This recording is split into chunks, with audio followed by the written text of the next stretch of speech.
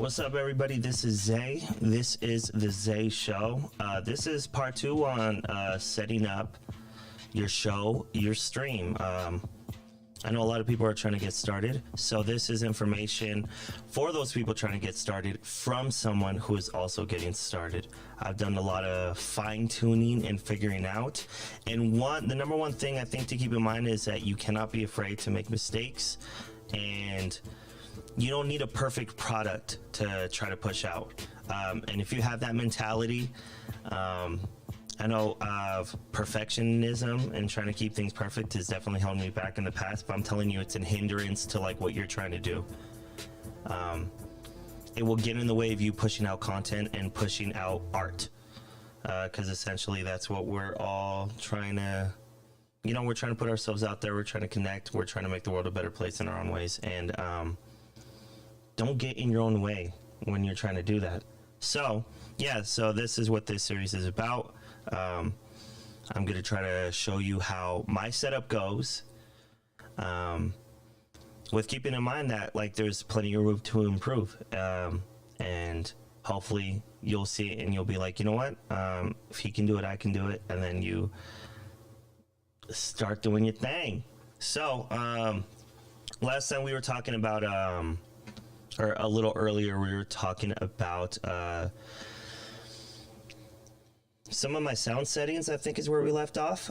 So again, I use the Rodecaster Pro. I connect everything directly to the Rodecaster, so I have my mic and my headphones. I got the Shure, I got the classic SM58, and then I got my Sony's, the classic 7506s, and yeah, straight from the Rodecaster. But again, like you can connect.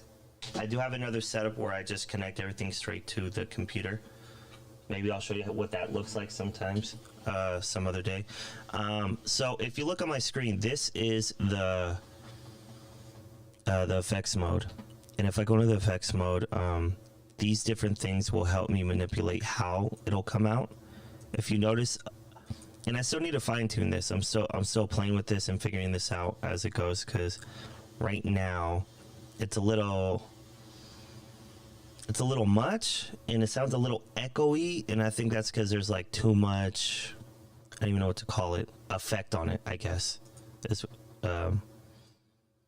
So I think maybe if I turn some of these down, and again, this is something that you'll have to fine tune yourself and see how you want it and where you want it. But we're going to minimize that for now. And this is my pads right here again, and we're gonna hit something on it. So I have my Canva opened up, and the reason I have this opened up, because if you started at the beginning of this stream, you would notice and you would see that, let me pull this up right here. On this side down here is like your scenes, and you can put a variety of different things here in setups, and it will, again, it's like razzle dazzle on your stream.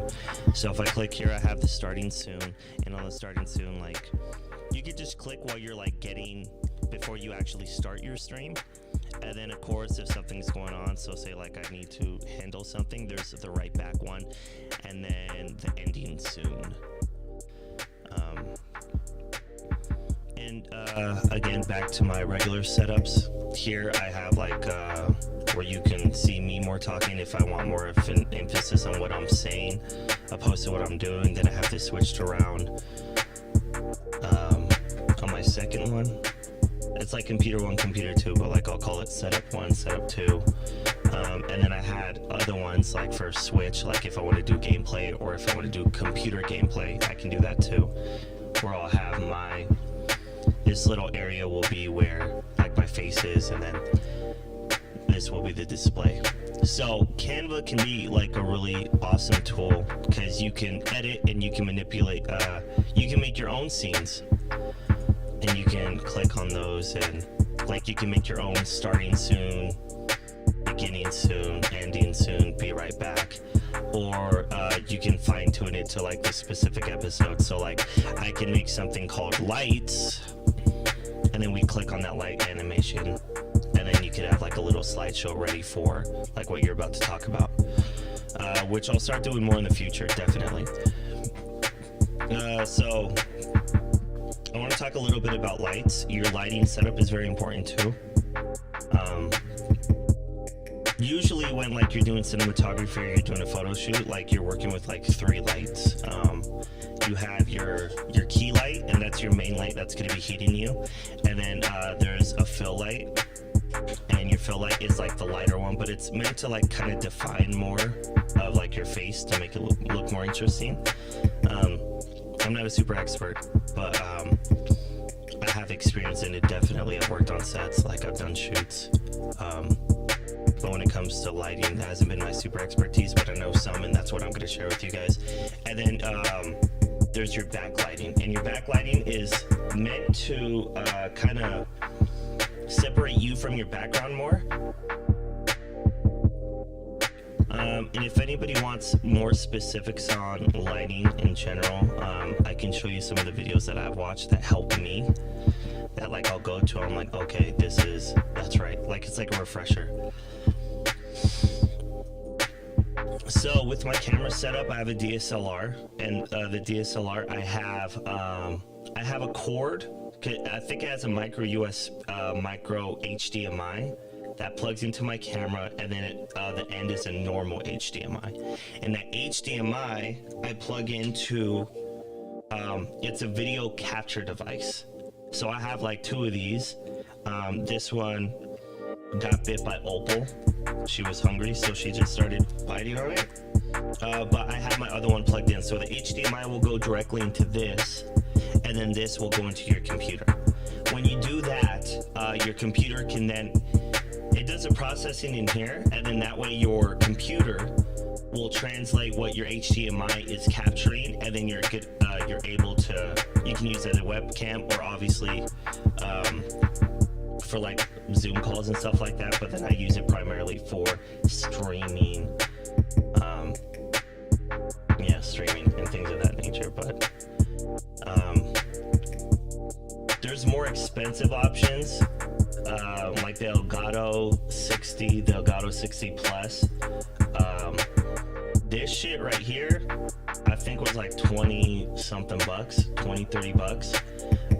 And it works fine. It works great. I thought about getting the Elgato, but now I'm like, yo, why, if there's other options that do the same thing?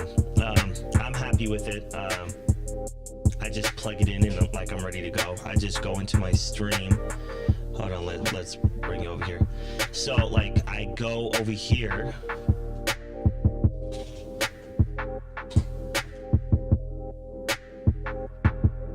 So there's my video capture again. In the last video, I mentioned having multiple setups. I have 2, my main screen and secondary screen, but then I also have my phone and I have my laptop here. And my laptop just blanked out because I didn't touch it, and my phone I wasn't paying attention to. But those things are also important because, like, on one, I have the stream. Like I have this stream going on 3 different platforms, and then I can check those platforms here. And if I was looking at that, I would have saw that my video is not going. Now it is, but it wasn't before. So let me click on it.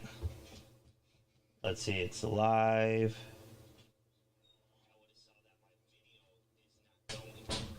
Yep. And there we go. Yeah. So I can check. So right here, I'm on my Facebook, and then I'm on my YouTube, and then my Twitch. But then again, it's important to keep track of what you're doing. This way I can interact with people who are commenting, who have questions, so I can answer them live. Because commenters sometimes will have like valuable questions and insight. They'll see things from a certain position, and then when those ask those questions, that's like can be very helpful to your stream and your setup, and then like the people listening and watching, so you can like address it and you can answer it right there live. But again, if I was paying attention, if I was watching it, I would have saw that my video went out. So if you go to your video settings, that's one thing you want to keep in mind, because I think most phones like phones, laptop, and then camera, they all have timeout settings. You want to make sure those timeout settings are deactivated. You want to make sure that it keeps going, especially during your stream, and you can change that back later. So other things to keep in mind. So I'm kind of winging it today because I was doing a bunch of tests. Not winging it today. I was doing a bunch of tests, but in the future you will see streams and show go very differently, because one thing you want to do is you want to somewhat prepare. You want to prepare. You want to list. And if you want to reach out to me, there's actually, I used to do a radio show, and within that radio show I had a template, and then it would show when we would have commercial breaks and when we would have our music breaks, and then when I had to come up with content that I would share on the show. And that's how I would suggest setting up whatever you're doing.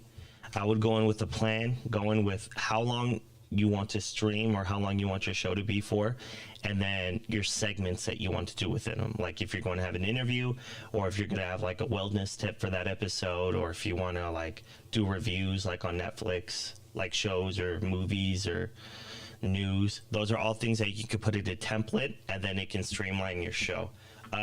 People who have been doing it for a minute, those people, regardless of how organic it seems, those people practice that. They practice, and that's why it looks so good when it translates to on screen. So that's another thing I would recommend. Going in with a plan, come up with a template, know what you want to talk about, and then you have notes right there that you can refer back to, and you can go back and forth to. So I'm going to see what if we do a part 3 today, and we'll see what that looks like. But if not, either way, I will see you guys soon. That will conclude it for part 2. Thanks for listening. I hope this is helpful. Don't get in your own way. You're meant to be here and to share things you got to share. Remember to take criticisms. Remember, you matter. And I will talk to y'all soon.